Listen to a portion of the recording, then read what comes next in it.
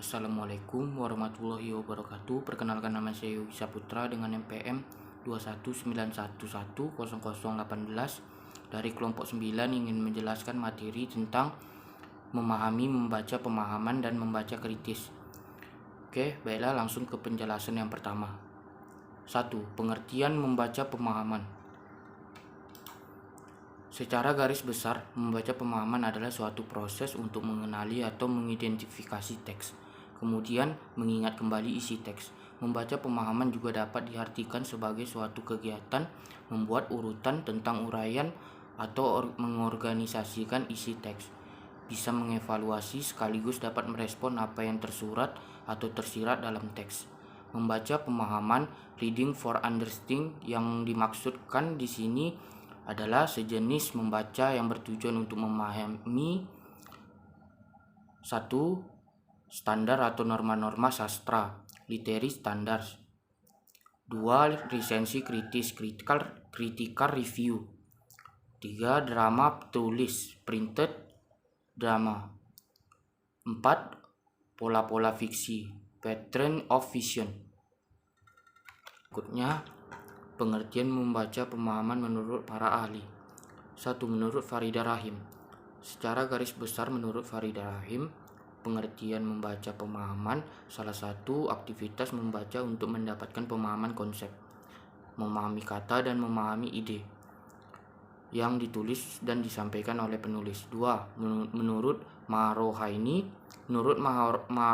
mengartikan membaca pemahaman sebagai kemampuan yang harus dimiliki oleh pelajar, mulai dari pelajar dini hingga mahasiswa sekalipun, karena kemampuan membaca inilah yang membantu dalam mendapatkan pemahaman. 3. Menurut Nur Hadi, membaca pemahaman adalah aktivitas membaca yang memfokuskan pada bahasa yang digunakan oleh penulis dan memahami simbol grafik tulisan. 2. Tujuan dan aspek-aspek membaca pemahaman.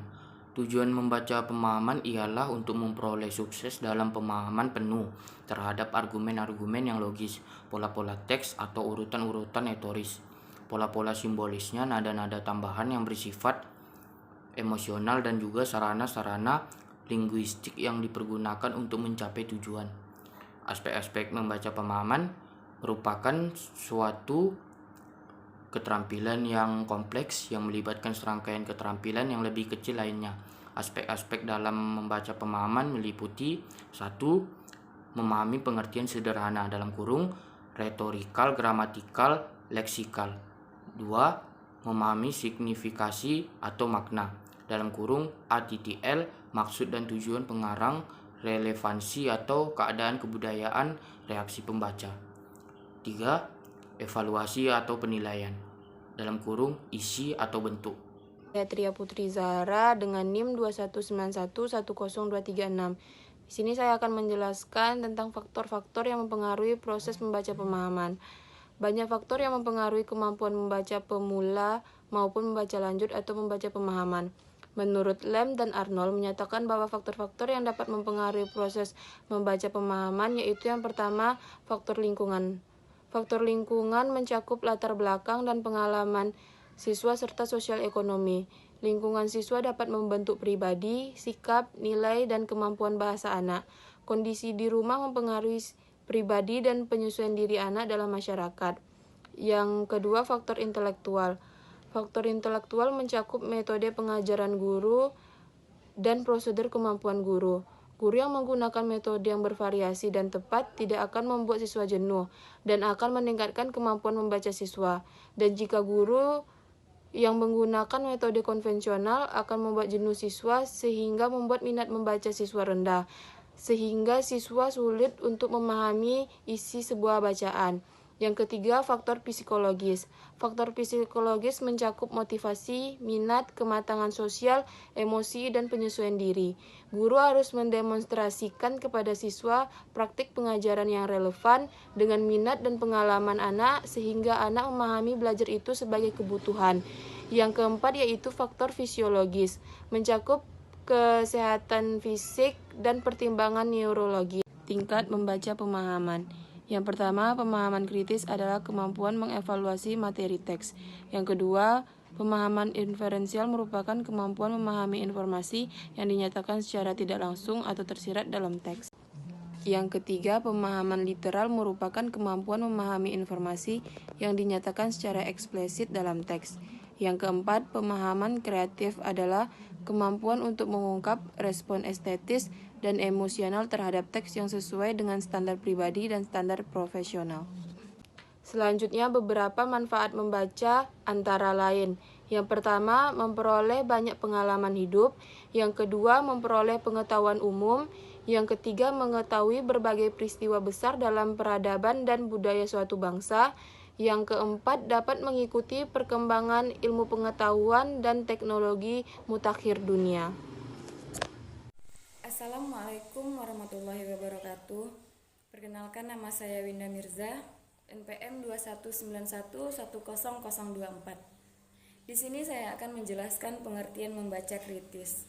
Membaca kritis atau critical reading adalah tingkatan keterampilan membaca yang bertujuan memahami makna teks secara mendalam dengan mengaplikasikan proses berpikir kritis, melibatkan kemampuan analisis, sintetis, dan evaluasi untuk memahami makna secara menyeluruh, baik yang tersurat maupun tersirat.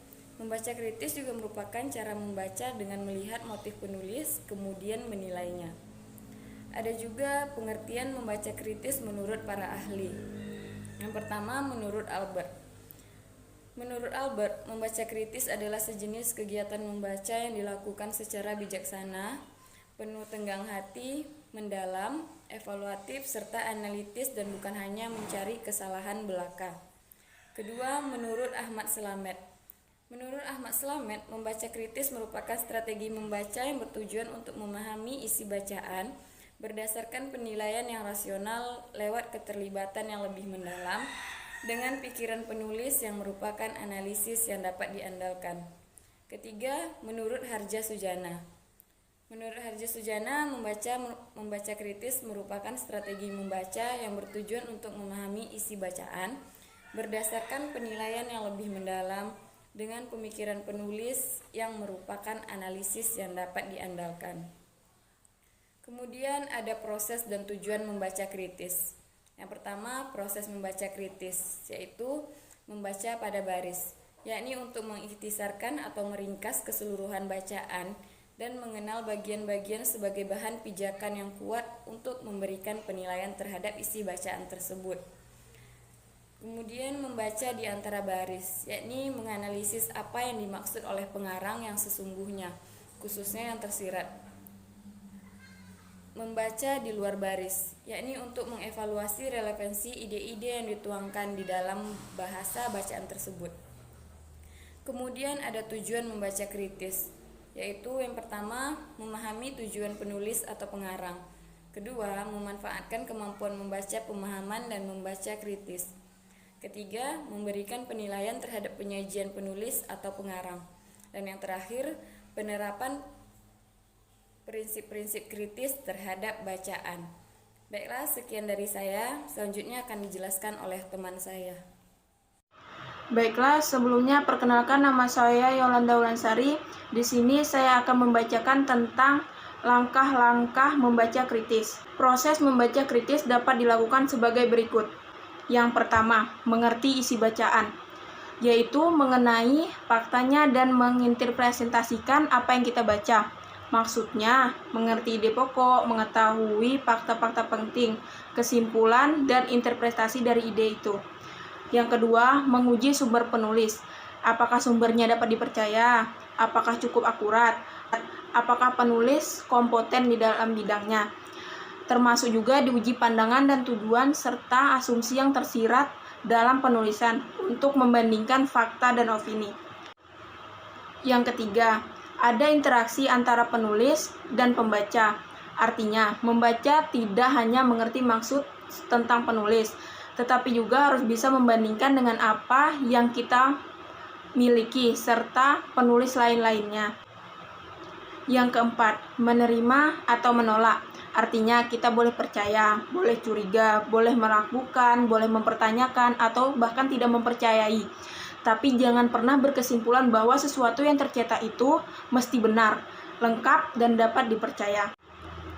Selanjutnya yaitu ciri-ciri membaca kritis. Yang pertama, kegiatan membaca yang dilakukan tidak berhenti sampai pada saat ia selesai membaca buku. Yang kedua, ia mampu menerapkan hasil membaca untuk kehidupan sehari-hari. Yang ketiga, muncul perubahan sikap serta tingkah laku setelah proses membaca yang dilakukan. Yang keempat, hasil membaca akan berlaku dan diingat sepanjang masa. Yang kelima, mampu menilai secara kritis dan kreatif bahan-bahan bacaannya. Yang keenam, mampu memilih atau menentukan bahan bacaan yang tepat sesuai dengan kebutuhan atau minatnya. Yang ketujuh, mampu memecahkan masalah kehidupan sehari-hari yang dihadapi dengan menggunakan bacaan sebagai pegangan. Yang kedelapan, tampak kemajuan dalam cara berpikir atau cara pandang terhadap suatu masalah. Yang kesembilan, terbentuknya kematangan dalam cara pandang, sikap, dan cara berpikir. Yang kesepuluh, tampak wawasan semakin luas dan mampu membuat analisis sederhana terhadap suatu persoalan. Yang kesebelas, adanya peningkatan dalam bidang prestasi atau profesionalisme kerja. Yang ke-12, semakin berpikir praktis dan pragmatis dalam segala persoalan. Yang ke-13, mampu membuat terobosan baru dalam memecahkan masalah. Yang ke-14, semakin kuat dorongan untuk membaca dan mencari terus sumber-sumber baru. Yang ke-15, semakin enaknya diajak bertukar pikiran atau pengalaman karena ia semakin kaya akan wawasan. Sekian, terima kasih. Perkenalkan, nama saya Thalib Ahmad, NPM 219110219. Saya akan melanjutkan materi yaitu keterampilan dalam membaca kritis. Untuk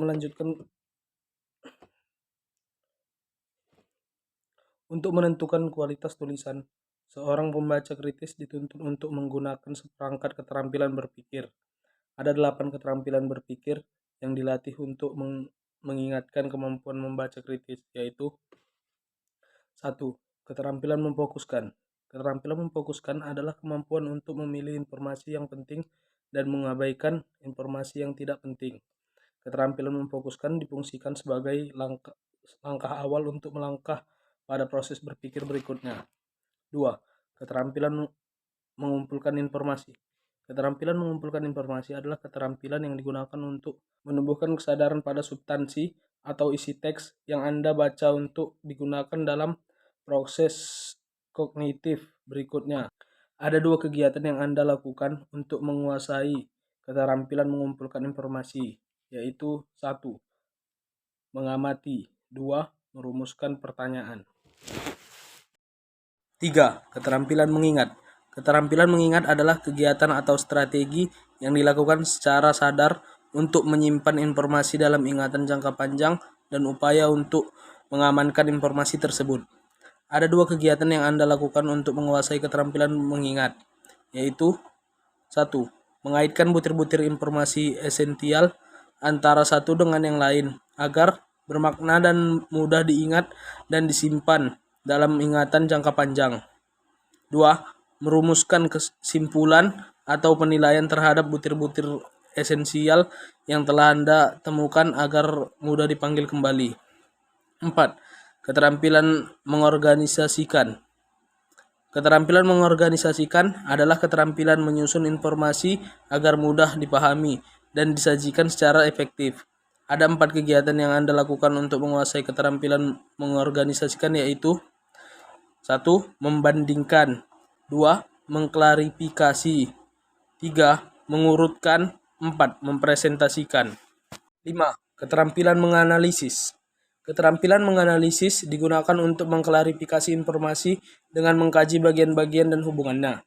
Ada 4 kegiatan yang Anda lakukan untuk menguasai keterampilan menganalisis, yaitu 1. Mengidentifikasi atribut dan komponen. 2. Mengidentifikasi pola-pola dan hubungannya. 3. Mengidentifikasi ide pokok. 4. Mengidentifikasi kesalahan. Keterampilan menggeneralisasi. Keterampilan menggeneralisasi adalah simpulan tentang keseluruhan yang disusun dari pengetahuan yang dimiliki seseorang. Ada 3 kegiatan yang Anda lakukan untuk menguasai keterampilan menggeneralisasi, yaitu 1. Menyimpulkan, 2. Memprediksi, 3. Mengelaborasi. 7. Keterampilan mengintegrasi. Keterampilan mengintegrasi adalah keterampilan meletakkan secara bersama-sama bagian-bagian atau aspek-aspek yang relevan dari suatu solusi, pemahaman, prinsip, atau komposisi. Ada 2 kegiatan yang Anda lakukan untuk menguasai keterampilan mengintegrasi, yaitu 1. Membuat ringkasan, 2. Merekonstruksi. 8. Keterampilan mengevaluasi. Keterampilan mengevaluasi melibatkan penilaian kerasionalan dan kualitas ide-ide dari teks yang dibaca. Ada 2 kegiatan untuk menguasai keterampilan mengevaluasi, yaitu 1. Menetapkan kriteria, 2. Memverifikasi. Kedelapan keterampilan berpikir inti tersebut adalah keterampilan yang bersifat kontinum, yang Anda perlukan sebagai seorang pembaca kritis agar Anda dapat mengumpulkan informasi, kemudian mengolah informasi secara kritis, menganalisis, menggeneralisasi, dan mengintegrasikannya untuk mendapatkan pemahaman menyeluruh atas isi bacaan dan diikuti dengan menyiapkan atas gagasan penulisannya.